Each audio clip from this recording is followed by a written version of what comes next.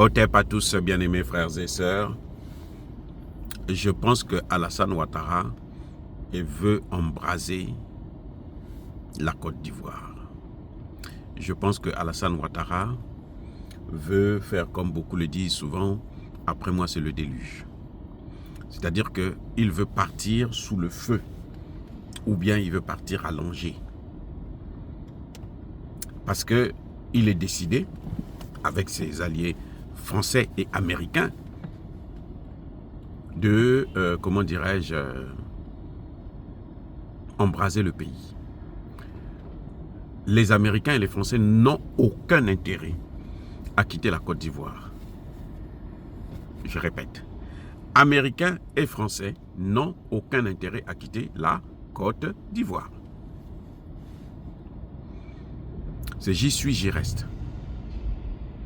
Tant que la Côte d'Ivoire n'aura pas un dirigeant, un président panafricaniste, comme par exemple Laurent Gbagbo. Même Tidiane Tcham ne fera rien. Au contraire, ça va peut-être même être pire.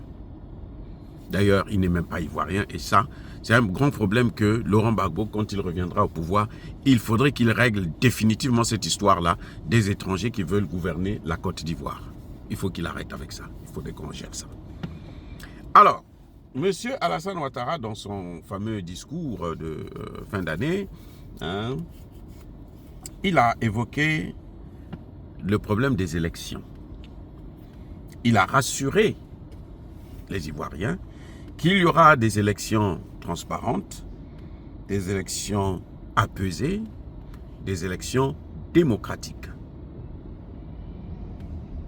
Jusque-là, quand on entend ça, on se dit, oh, c'est bon, le président a promis qu'il y aura élection transparente, il y aura élection apaisée, il y aura élection démocratique. Il a pris soin de ne pas dire qu'il sera candidat. Parce que, bon, ça devrait tout de suite soulever un tollé, ça c'est clair. Donc, il continue à vouloir garder le mystère jusqu'à la dernière minute pour dire que, bon, il n'y a pas d'autres candidats, donc je suis obligé de continuer. Ou bien, peut-être qu'il veut embraser le pays, faire la guerre déclarer la guerre contre le Mali ou le Burkina Faso, et puis après se dire que pour le fait de guerre, on vote la loi martiale, et il continue à rester au pouvoir sans aucune inquiétude. Mais qu'est-ce qui peut nous permettre de comprendre que ce type-là, c'est un sorcier? C'est un menteur, c'est un manipulateur, mais aussi c'est un idiot. Oui, il est soi-disant économiste. Déjà, vous voyez très bien que la Côte d'Ivoire, c'est un pays qui est en train d'appartenir aux Libanais et aux Marocains. Les Arabes, maintenant il y a même les Syriens qui sont en train de venir prendre leur part. C'est devenu, la Côte d'Ivoire, c'est un gâteau qu'on a exposé pour que tout le monde puisse goûter, pour savoir si le gâteau est bon. Donc, tous les étrangers, arabes surtout, ben, ils viennent se faire la part belle. Les Français et les Américains qui les maîtrisent, parce que ceux qui viennent là, ceux-là, les Arabes là, ce sont tous des terreaux. Hein. Oui, moi je suis pas de ceux qui pensent que non, ce sont des amis. Non, ceux qui nous ont déjà traumatisés là, qui nous ont déjà violentés là, ils le feront encore. Ça, c'est toute leur vie. C'est là dans leur nature. Parce que nous ne l'avons jamais fait chez eux, donc ça n'est pas dans notre nature. Voilà. Dans notre nature, vous pouvez trouver quelqu'un qui a 2 femmes, qui a 3 femmes. Voilà.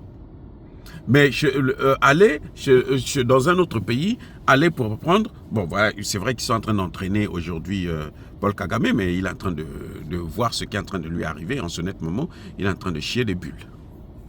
Alors, quand il parle d'élections transparentes, apaisées et démocratiques, il y a 2 choses qui nous montrent que mais ce type-là, c'est un voyou, c'est un bandit, c'est un brigand, c'est un criminel.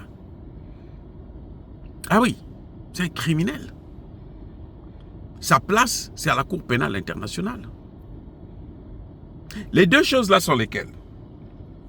D'abord, il ne précise pas que cette élection sera inclusive. Ça veut dire que tous les candidats tous les Ivoiriens ont le droit de participer à cette élection. Inclusif, c'est ça. C'est-à-dire qu'il n'y a pas quelqu'un, on va dire non, oh, toi tu avais fait, on t'avait jugé, donc tu ne peux pas être candidat ou quoi, machin, tout ça. Ça, c'est pas inclusif.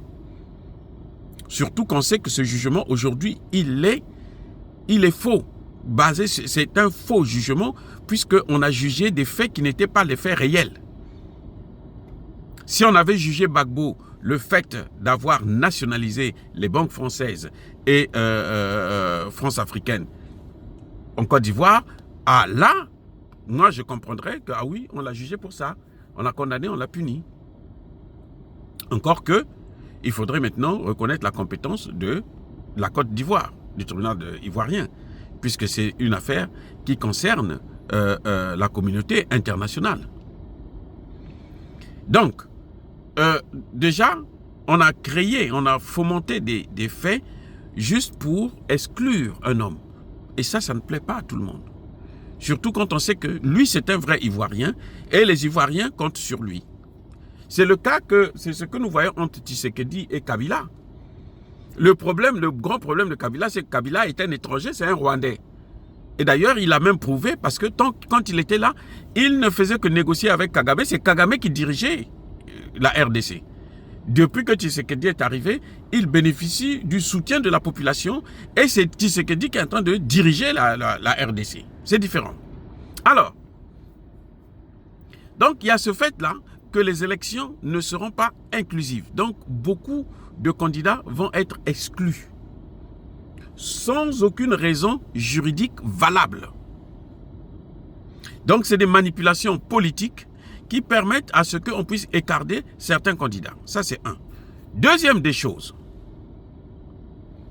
quand vous entendez ce que a dit, c'est là où je dis qu'il est tellement bête, ce garçon.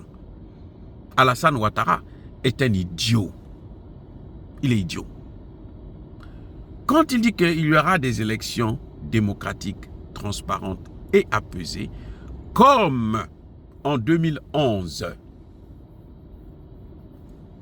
vous voyez, il ne s'est pas référé à ces dernières élections-là en 2021, je crois. Non. Il ne s'est pas référé à son deuxième mandat. Non. Lui s'est référé au premier mandat. Il parle de 2011. Or, 2011, c'est quoi? 2011, c'est l'élection la plus sombre de l'histoire de la Côte d'Ivoire. 2011, c'est une élection que personne en Côte d'Ivoire de sérieux ne peut apprécier, ne peut être content, ne peut glorifier. 2011, ce n'est pas une bonne élection pour la Côte d'Ivoire. Ce n'est pas une bonne référence. 2011, c'est l'année où pour la première fois, la Côte d'Ivoire a pleuré énormément ses enfants. C'est pour la première fois où il y a eu un génocide en Côte d'Ivoire. Donc, quand lui se réfère à 2011, c'est-à-dire qu'il dit que nous allons organiser des élections là, avec les mêmes acteurs, la France, les États-Unis. Et que si moi je ne suis pas élu, les élections là, la France et les États-Unis vont venir vont proclamer les élections. L'ONU même sera impliquée. Parce que vous savez quoi? On nous avait fait croire que l'ONUCI était fermée. Non, l'ONUCI est toujours là-bas, en Côte d'Ivoire. C'est l'ONUCI qui est en train de donner des titres de séjour et la nationalité aux Syriens, aux terreaux syriens. L'ONUCI, donc l'Organisation des Nations Unies en Côte d'Ivoire. Le CI, c'est Côte d'Ivoire. Les amis, donc, quand Alassane Ouattara parle de 2011, c'est là où je me suis dit, mais le gars, il est bête. Il est en train de se dévoiler. Il dit que s'il ne gagne pas l'élection, eh ben ça va se passer comme ça s'était passé en 2011. Parce qu'en 2011, là, ce n'était pas une bonne élection. C'est-à-dire que le vainqueur, c'est celui qui a été déclaré vaincu. Ça a été la loi de la jungle et ça a causé un génocide inutile au peuple ivoirien. Et pire, c'est qu'il n'a pas dit que lui ne sera pas candidat. Parce que s'il voulait que ça soit apaisé là, il allait d'abord commencer par « moi, je ne serai plus candidat ». Mais il ne le dit pas.